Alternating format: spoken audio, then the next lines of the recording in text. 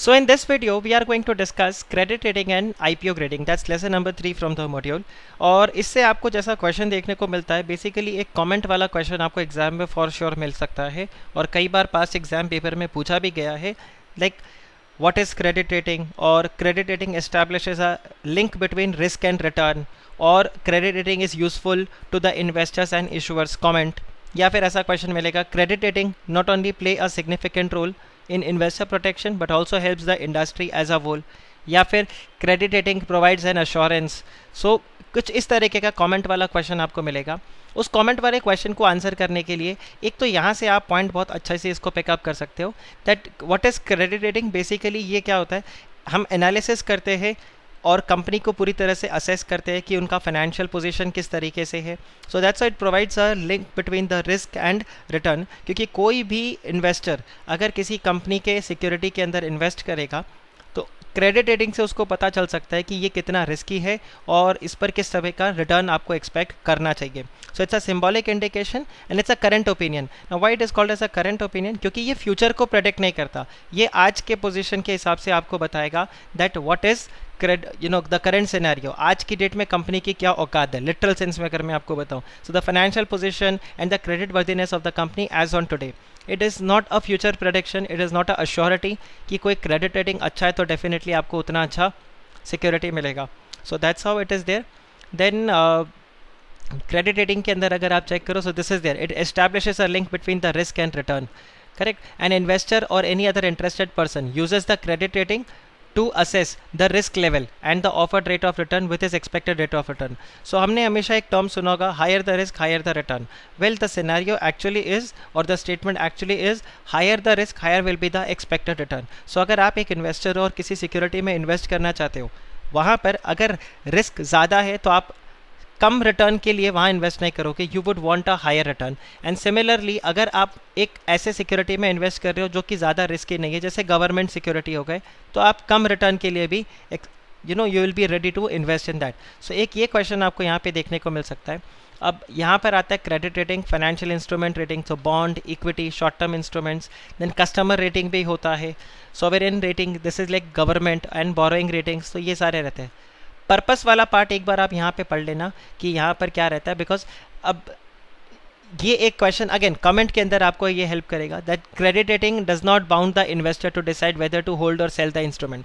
जैसे मैंने आपको बताया था, ये कोई आपको फ्यूचर प्रोडिक्शन नहीं करता, ये जस्ट आपको बेसिकली करंट सिनेरियो के बेसिस पे बताता था. ये कोई आपको इन्वेस्टमेंट एडवाइजर नहीं है. Credit rating agency is not the investment advisor. Now credit rating agency does not perform the audit but relies on the information which is provided by the issuer and collects and the informations which are collected by the analysts from the different sources. So it does not guarantee the completeness or the accuracy of the information on which the rating is based. So अगर कहीं पर कोई drawback का question आए तो भी आप इसको पूरा समझा के इसके ड्रॉबैक को एग्जाम में लिख सकते हो. Then use of credit rating agency, तो users it is useful for the investors because obviously आप इन्वेस्ट करने जा रहे हो, तो क्रेडिट रेटिंग से आपको आपके एक्सपेक्टेड रिटर्न्स हेल्प करेगा डिसाइड करने में. इशूअर को हेल्प करेगा बिकॉज अगर अच्छा क्रेडिट रेटिंग होता है तो आपको इन्वेस्टर्स इजीली मिल जाते हैं, मार्केट में आप फंड इजीली रेज कर सकते हो. You can give a lesser rate of interest if your credit rating is very good. Then intermediaries को हेल्प करेगा क्योंकि अगेन इन्वेस्टर्स को कन्विंस करने में it becomes very easy for them.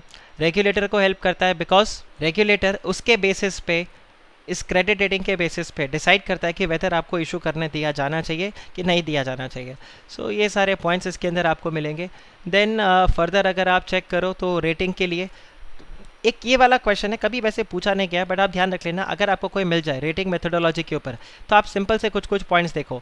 आप इंडस्ट्री रिस्क को चेक करोगे, कंपनी के इंडस्ट्री का और उसका मार्केट पोजीशन चेक करोगे, उसका ऑपरेटिंग एफिशिएंसी कैसा है, अकाउंटिंग क्वालिटी कैसा है, फाइनेंशियल फ्लेक्सिबिलिटी कैसे है, कि कंपनी का जो क्रेडिट वर्दीनेस है वो कितना स्ट्रांग है और किस हिसाब से वो अपने डेट और इक्विटी में स्वैप कर सकता है, इजीली उसको पैसा मिलेगा कि नहीं मिलेगा, all those things. Earnings protection आप ये भी चेक कर लोगे वहाँ पे. Then financial leverage means the use of debt, so company ने डेट को किस हिसाब से यूज़ करके रखा है. Then short term long term debts को आप चेक करोगे, उसका कैश फ्लो एडिक्वेट है कि नहीं है, तो कंपनी की हालत अच्छी है, financially it's very good but liquidity problem है, सो अगेन आपका क्रेडिट रेटिंग थोड़ा सा ख़राब निकलेगा यहाँ पे. फिर मैनेजमेंट किस टाइप का है, तो ये आपको एक क्वेश्चन इस तरह से मिल सकता है, तो आप चेक कर सकते हो.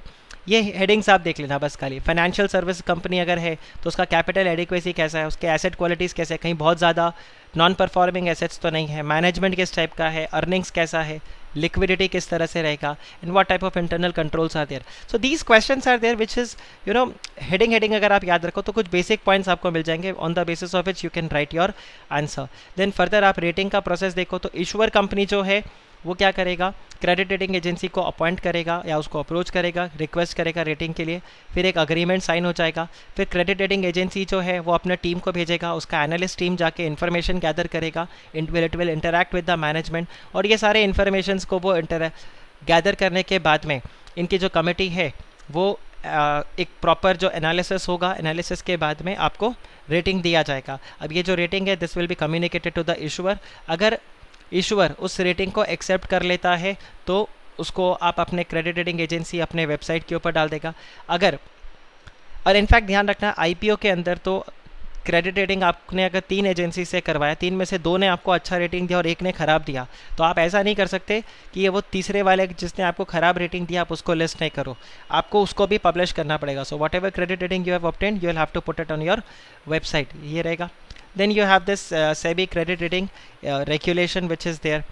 then इसके अंदर नेक्स्ट अगर आप चेक करो तो आगे आपको जो क्वेश्चंस इसमें जो मुझे लगता है ज़्यादा इम्पॉर्टेंट रहेगा, कोड ऑफ कंडक्ट एक बार आप पढ़ते हो तो पढ़ो, अदरवाइज इट्स फाइन, ठीक है, it can be important but then इस चैप्टर के अंदर आपको ये जो रेटिंग सिंबल्स है इसके ऊपर कई बार आपको क्वेश्चन मिल सकता है कि कैसे रहेगा। तो लॉन्ग टर्म डेट अगर है तो ट्रिपल ए के अंदर आप ध्यान रखना highest degree of safety and lowest credit risk, फिर डबल ए आपके पास आ जाता है, so it's high degree of safety very low credit risk, correct. तो जैसे मैंने आपको बताया था रिस्क एंड रिटर्न्स के बेसिस पे यहाँ पर ये डिसाइड होता है, it has got very low credit risk. फिर ए अगर आ गया तो ये एडिक्वेट डिग्री ऑफ सेफ्टी है and it carries low credit risk. तो आप देख रहे हो इस तरह से करके ये टर्मिनोलॉजीज को आप याद रख लेना, नहीं भी आए तो एटलीस्ट इसको अटैम्प्ट ज़रूर करके आना, डोंट लीव दिस। अब ये शॉर्ट टर्म डेट के लिए A1 A2 A3 A4 and D। फिर सिमिलरली लॉन्ग टर्म अगर है तो देखो triple A double A triple B B double B B C, ये ऐसे करके, और शॉर्ट टर्म में A1 A2 A3 A4 है, क्लियर। अब अगर ये कोई म्यूचुअल फंड स्कीम है तो यही टर्म्स और इसके आगे आपके पास क्या लग जाएगा MFS, that's mutual fund scheme. हालांकि एग्जाम में अब ये पूछते नहीं है बट ठीक है। आईपीओ ग्रेडिंग के लिए आप देखो, अब आईपीओ ग्रेडिंग ये आपका grade 1 poor fundamentals, grade 5 is strong fundamentals. IPO grading पहले मैंडेटरी था बट आईपीओ ग्रेडिंग अब मैंडेटरी नहीं है। सो विद एक्सपेक्ट अभी नए वाला भी अगर आप चेक करो आईसीडीआर रेगुलेशन तो वहाँ पर भी आपको आईपीओ ग्रेडिंग मैंडेटरी नहीं है।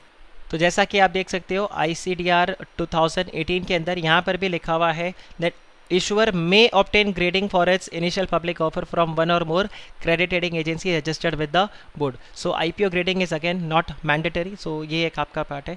so credit rating के अंदर आई थिंक इतना सा पोर्शन अगर आप देख लो तो काफ़ी हेल्पफुल रहेगा आपको।